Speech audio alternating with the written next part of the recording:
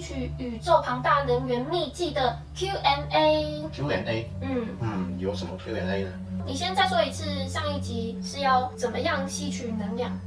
首先，吸取能量，你先设定好你要吸取的是什么能量，比如说治疗的能量，还是丰盛的能量，还是什么能量？你先想好你需要什么能量进入你的身体，然后很轻松的把你的双手拿起来，然后把你的注意力放在2个地方，一个就是你的鼻腔进去你头里面的中间，然后另外一个就是手的劳宫穴这2个地方，然后就开始吸气。吸气的时候，就想象着能量吸到我们的丹田里面跑，就是你吸空气的时候，能量会从我们的双手，然后你的空气会顺着我们的内部，然后一直往丹田的地方吸。这时候能量就会从我们的双手劳宫穴很自然的吸到我们的体内来，把我们的体内充满。所以先设定好能量，然后就开始吸。这个过程不需要一次就把那个气直接吸到丹田，你可以分成3次，一次从鼻子吸到心轮，第2次再往下吸到腹部，第3次再还吸到丹田，这样就可以了。或者你一次有办法吸完，其实1次也可以吸完。对，就是这样。好，那第一个问题是，想象能量从手的劳宫穴吸进来，那你之后又说要吸气，所以是想象能量从手心进来，还是鼻腔后方，还是2边同时？2边是同时的，但是其实最重要的是手心这个部分。手心想象能量从手吸进来我们的身体就可以了。但是因为你想象的是从鼻腔开始往丹田的地方跑，所以它很自然，你手吸进来的能量，你不用观想着它有能量从手心然后一直跑到丹田，不用，因为你身体自然就想象能量是从鼻子吸进来，然后往丹田的地方跑，它很自然的就会从手这边往你的丹田吸，就是这样。利用鼻腔到丹田的这个轨迹，去让手很自然的把能量吸到丹田，就是这样。第二个问题是，需要什么能量可以去特定的地方吸吗？例如说，我要金钱的能量，所以我就跑去银行吸能量，用这个方法吸。可以，没有问题。你如果需要金钱的能量，你就去大间一点的银行，然后去吸，在那里吸能量，没问题。那其实用想象的也可以，就是你人不在银行，你想象着你知道的那家银行，你想到那家银行，那你想象你自己坐在里面，然后就闭着眼睛就开始吸，这样也可以，不一定要人到那里去。那哪一个效果比较强？人到那里去当然是比较直接，最强的，最直接，就比较有感觉，比较相信这样。对。那你刚刚说找一家比较大的银行，所以有大小的区分了，就比如说一个空间，金钱能量的空间小小的，就吸完就没了。越大的银行，它的金库可能越大，然后财富的能量可能越多。那有可能能量会被吸完吗？就例如说，一个空间，然后同时有很多人聚在银行里吸能量，吸金钱能量，那会被吸完吗？那个金钱能量？不会被吸完，很难才能够吸完。很难。对。但是同时几百人跑去那边，也需要带队去吧？那谁会带队去那里吸？假设啦。假设也不会很容易就吸完，不会的。就可能每个人都吸很多，这样一直吸，吸了好几个小时这样。吸完它还是会重复再流动，所以能量会一直再生。流动，对，没错。银行就是会一直再生金钱的能量。是每个能量都可以这样一直再生，还是只有金钱？每一个能量大部分都会一直再生的。那吸太多能量会不会有什么副作用？例如说头会不会痛啊？还是说要看吸什么样的能量？看吸什么样的能量，如果跟你自己的能量落差很大的一种能量，你吸太多，你可能人会需要一个适应的时间。你可能吸到头晕晕的或者不太舒服，那你就要花一点点时间，就不要吸，就让自己稍微安静一点，然后让你的能量跟吸进去的能量能够融合，它会花一点点时间融合，就是这样。都没问题的。这让我想到一件事，那能不能就是去银行里吸金钱的能量，然后自己吸完之后，然后再吸一次，观想这个金钱的能量散播给全世界？散播给全世界？散播那个又是另外一回事了。另外一回事。因为这个方法是主要是把能量吸进来，而不是散播出去。就吸进来，把银行的吸到自己的身体里面，然后再把这金钱能量散播给全世界。散播那个是另外一个方法，就不是这个方法。就是另一个方法。就这是吸而不是散。对，这是吸到自己内在的。但是你如果要去做散播给全世界的动作的话，那你要用散播的方式。散播的方式其实也很简单，你只要比右手比像类似 OK 的这种姿势，但是三指给它伸直，这样，那你然后向外，那你就想象能量给出去，这样就可以了。从哪里给？这边还是这边？一样是从手流出去这样。这样哦，所以是这样。给绕一圈给全世界，也可以，你都绕一圈给全世界，你直接也可以给出去，这样也可以。然后它就会散播，到空间。那要观想围绕着全世界吗？但是不要散播太久，你会把你自己的能量一直排出去，你会累。做一次就好了，就刚刚吸进来的，我现在排出去。要多久？就刚刚吸多久就排多久啊？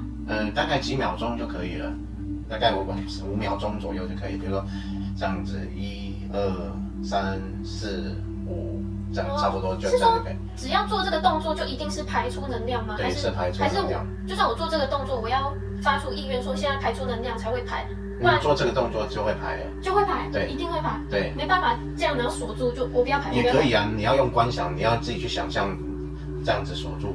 但是你如果没有特别去想象的话，这个动作就是排。这个动作是从哪里来的？这个动作是从哪里来？你看很多菩萨，一只手这样，一只手这样。哦，原来是这样哦。这个是代表禅定，这个代表布施。哦，布施的手啊，原来是这样。对。不错不错。那这样，假设说每个人都用这个方法去银行吸能量，然后这样子，那全世界会变成很。我相信应该是全世界还没丰盛，你自己就很丰盛了。都是这样。因为你一直给出嘛。是哦。我也只是拿银行的钱的能量。你很丰盛，然后你又给出，那你就更丰盛。那银行的钱，银行的能量。一样啊，你帮助了其他的人。原来是这样。那这样大家都可以去银行吸能量。可以啊。然后顺便给全世界这样。可以。不错哎，那所以是免费的金钱能源可以吸这样，不用钱的金钱能量可以吸。不用钱的金钱能量。还可以分给全世界这样。这方法不错，我觉得可以，大家可以召集大家一起来做这件事情。就因为这世界大部分的问题是不是都是钱的问题？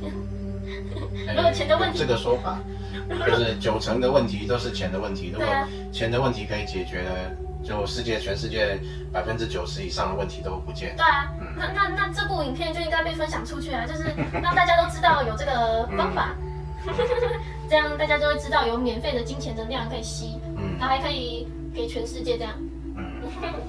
那下一个问题是，吸能量对环境有要求吗？如果在一个气场不太好的地方，是不是不能做呢？在负能量的地方吸，会不会吸到负能量？会哦。所以这个场合还是要挑选一下，你最好是在一个没有负能量的地方，它是正的能量或者是中性的都可以，就不要在一个负能量的地方吸。你可以想象说，我要吸进来的是什么能量，但是这时候那个场所如果是中性的，没有什么正，没有什么负的，那我只要想象我要什么能量，那还是会有那种能量进到你的身体。